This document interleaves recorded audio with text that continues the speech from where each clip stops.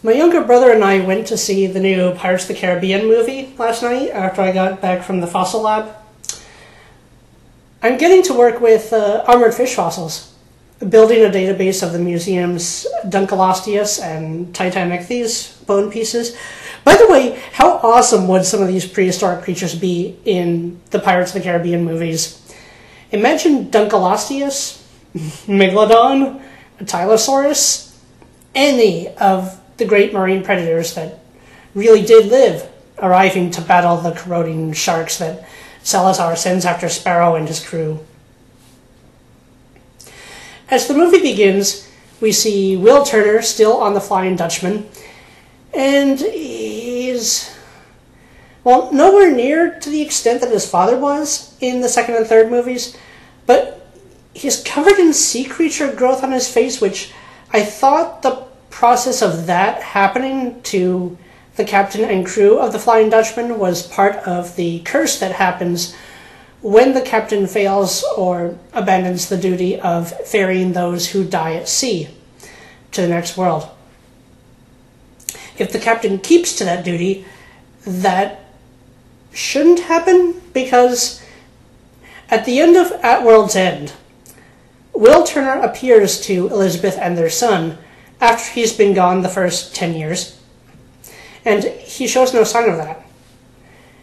I was sure that it didn't take Davy Jones more than 10 years to grow all tentacly after he deserted the job and went on his killing spree.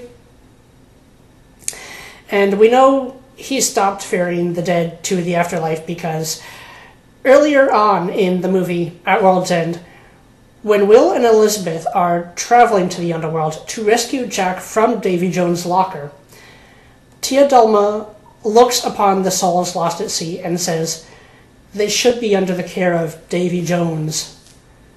So we know that some curse took place on the Flying Dutchman apart from it being a ship of the underworld that turns its captain and crew into sea creature furries, even though they're not furry. So after saying all that, I do like the idea of Will's son seeking a way to break his father's connection to the Flying Dutchman, because fans did want that last part of the story resolved. And okay, here's where I'm going to begin to give some spoilers. It's kind of unavoidable, so if you want to see the movie first, go. Do so, and come back. Okay.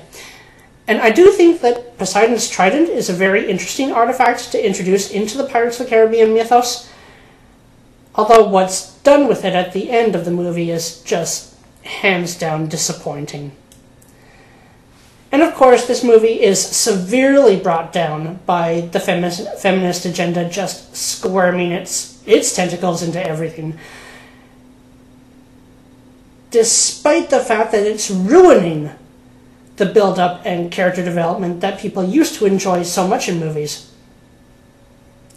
In the first movie, The Curse of the Black Pearl, which came out in 2003, we had Elizabeth Swan as one of the three, well, four main characters if you count Barbossa. He was the villain in that. He was a good villain. In the movies that follow, I guess he's some sort of anti-villain, or maybe just one of the rivals. Pirates have a lot of rivals. Anyway, Elizabeth was a great female main character. She was curious about the world, she was smart, she was funny, she was realistic for the time period once you allow some creativity in the story being a fantasy ghost story. And the best part was that she didn't have to keep pointing that out. In fact, she never pointed it out. She was always just being herself as a character, growing and becoming more adventurous because she needed to in order to survive. And also because she had something of an interest in pirates and pirate lore from the beginning, and her character made sense.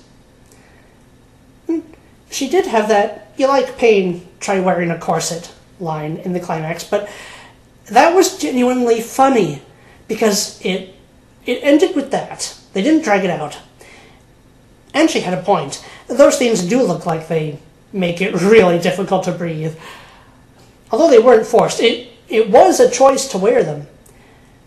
In fact, it was more strictly required by society to wear those. Several layers of clothing in like that tropical, constantly 80 to 100 degrees in the sun? What was the logic in that? You see, it wasn't just women. Everyone had to suffer.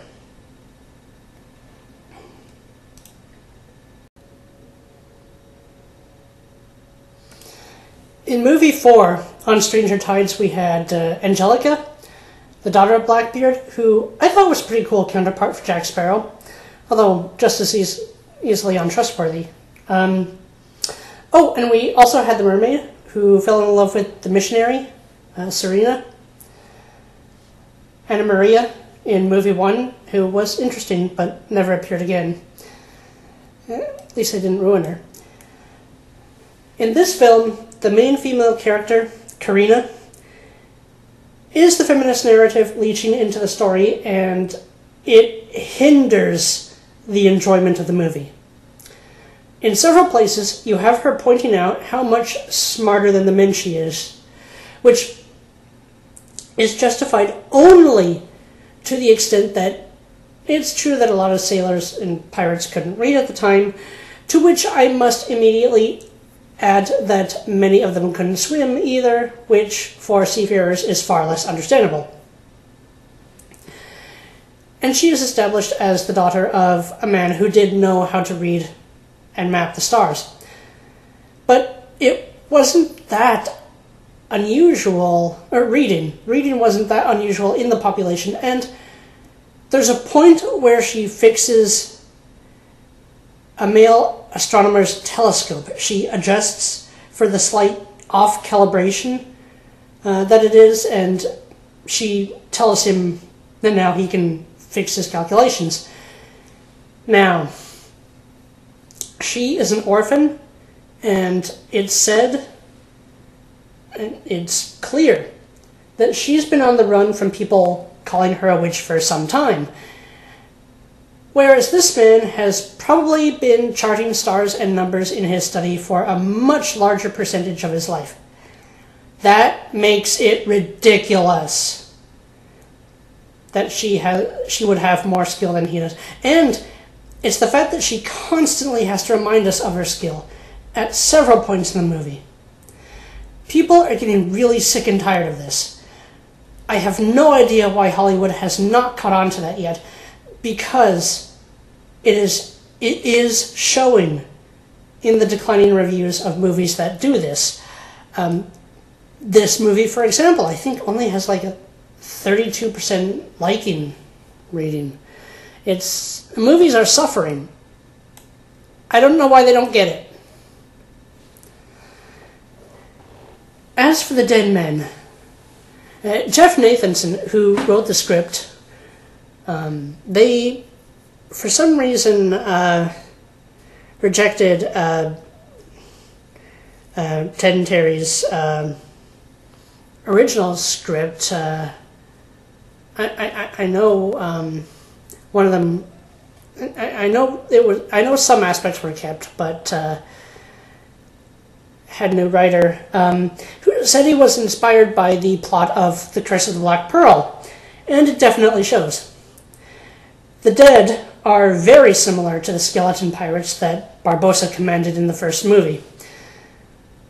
What is done with them is different enough that it's interesting in its own right, but I almost feel just by enough. Captain Salazar is a kind of combination of Hector Barbossa, as he is in movie 1, and Cutler Beckett in movies 2 and 3. Specifically, with his original motivations, with his original profession, and with a bit of Davy Jones in him. Although I do feel that he was his own kind of threatening, and I do love the skeleton ship. I liked the idea of Poseidon's trident, but I don't like what was ultimately done with it. Also, speaking of the climax, as annoying as this movie was at times, I thought it was building up the whole time gradually to this epic final fight, with Salazar almost winning in the end, and then Will Turner coming to the rescue with the Flying Dutchman, and an awesome cursed ship to cursed ship battle. Why couldn't we get that? No, movie, you cannot rob us of that. Gigantic, unforgivable missed opportunity.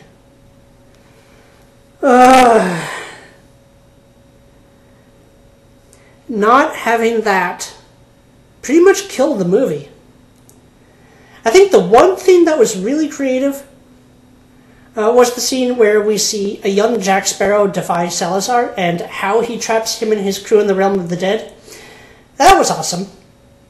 But the movie as a whole, hugely brought down by its feminist narrative and that huge missed opportunity at the end.